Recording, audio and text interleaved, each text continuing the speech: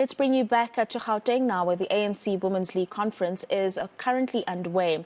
ANC Secretary General Fikile Mbalula says nothing can collapse it now. Women in the organisation will be choosing their leadership for the first time since 2015.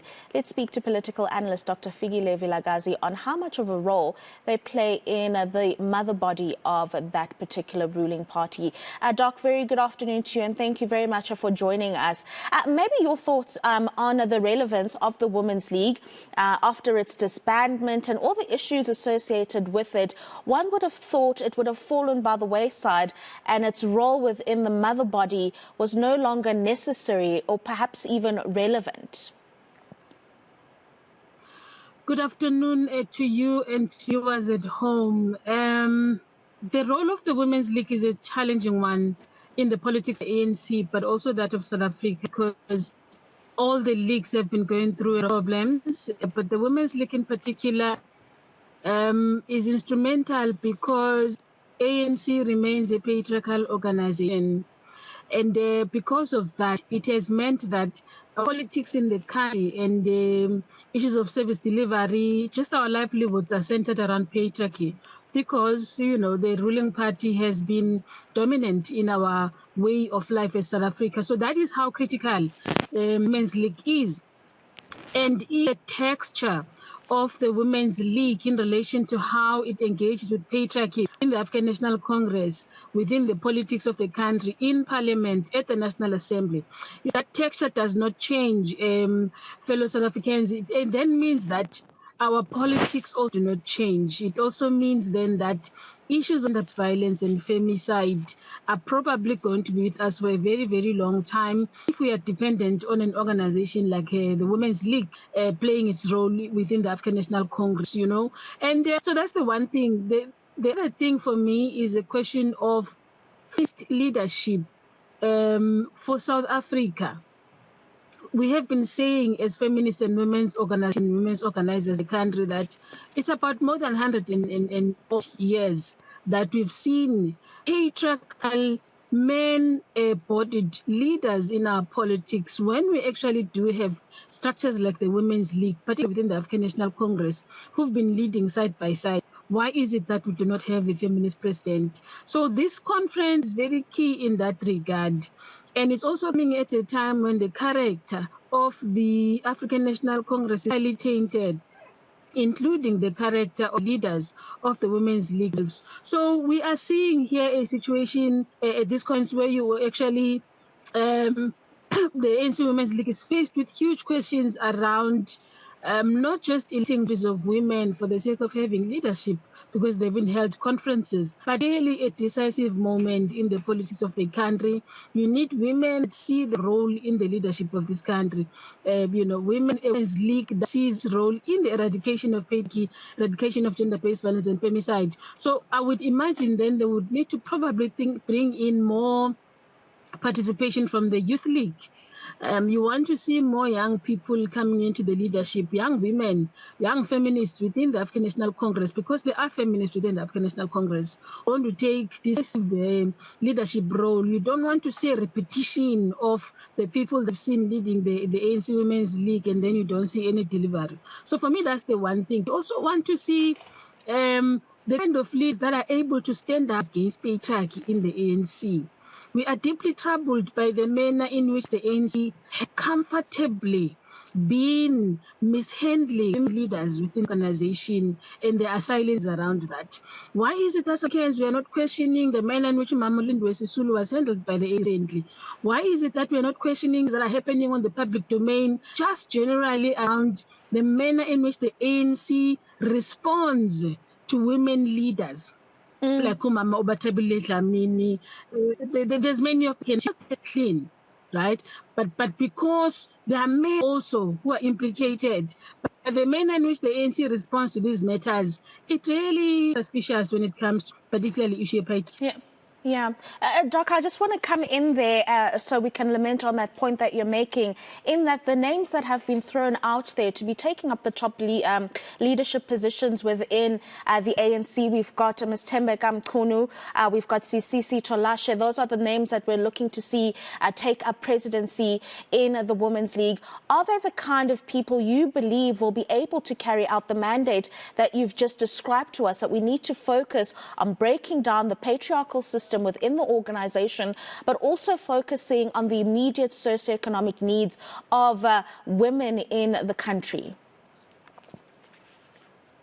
Very hard to say at the moment whether, you know, they are the kind of people who take the ANC Women's League into that direction.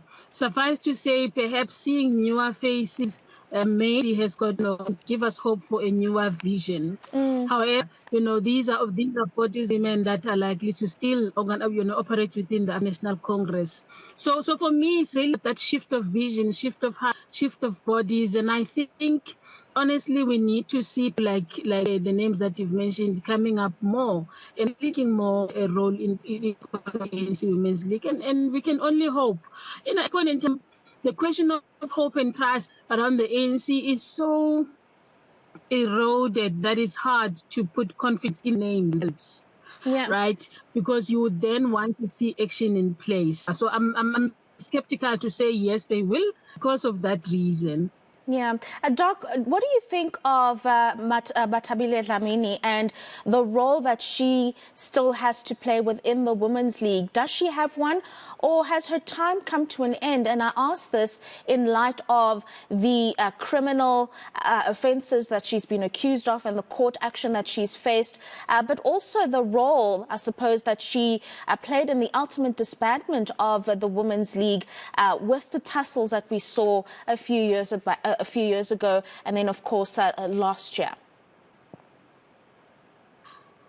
It's quite a dicey one because I think in leadership, Bathabile Dlamini has been questioned along the public, not just by women in the ANC, but also generally by women in South Africa, citizens generally, because of her role as Minister of Social Development around the SASA issue. I just think that, you know, in respect to the question of ANC, if you look at the case of Mama Obathabile, she was charged in court, and she was charged, she had to fine, and I believe that she did pay that fine. And the constitution of the ANC here is not telling us a lot, because if you look at, I think it's Rule 25 of the ANC, that with issues of integrity, it says that when someone has been charged with a fine, it doesn't necessarily then become a serious offense. It means that, excuse me, it means that does not become an issue of integrity. And I think that's the question that is facing the ANC around the leadership to say, when a country has been robbed, when a country has been disappointed by people like Bathabile Dlamini, for example, you know, for argument's sake, for reasons that I think have been in the public domain, and then the ANC treats these matters in this way. Again, that's why I'm saying, you know, it's an organizational issue in the Mambatile. It's an ANC issue. Even if you have any other person, as long as they carry the name of the ANC, and the constitution of the ANC is still being handled in the manner that it is, the policies are still not being implemented, the issue of integrity commission is really taking matters into account. Because if you ask about Bathabile Dlamini, we have to ask about Mvula, right? Yeah. You have to ask about all the women's leaders that are mentioned on the commission. My answer to that then would be a question that says, the question that Bathabile must be looked at within the broader context of the organization, which is ANC, and I think everyone must be held accountable. You can't hold certain people accountable and not others, and the way that was happening within the country around the step-up policy, to say, was it that certain people are really being held accountable and others are not? And that is what divided the internally, because some people are being couched, cushioned basically when it comes to this of corruption, bringing the party into disrepute, and others being given a lambast.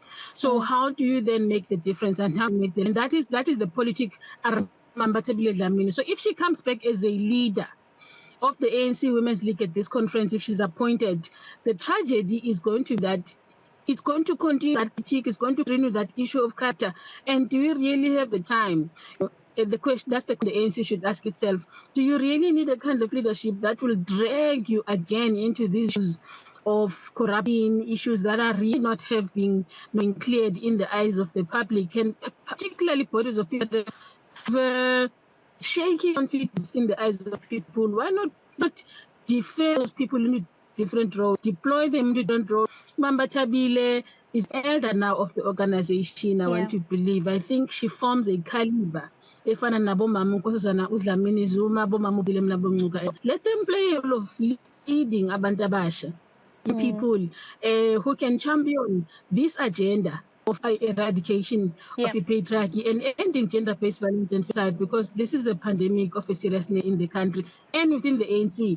My last thing, whilst still talking, sorry if I'm interjecting you, the issue of political violence is something I think the Women's League got to think about seriously. How does political violence look like within political parties as far as the role of women leaders is concerned? Because sometimes when we talk about gender-based violence and femicide, but people being beaten, being raped and so on, but actually politics, women are being politically violated. You know, in a number Doc, unfortunately, I have to cut in there, but we do appreciate that point around political violence and the role that the Women's League must play in engaging those stakeholders involved to end that scourge as well. Thank you very much for your time, Dr. Fikile Vilakazi, the political analyst, joining us to unpack some of the nuances that exist within the Women's League as they continue their conference this weekend.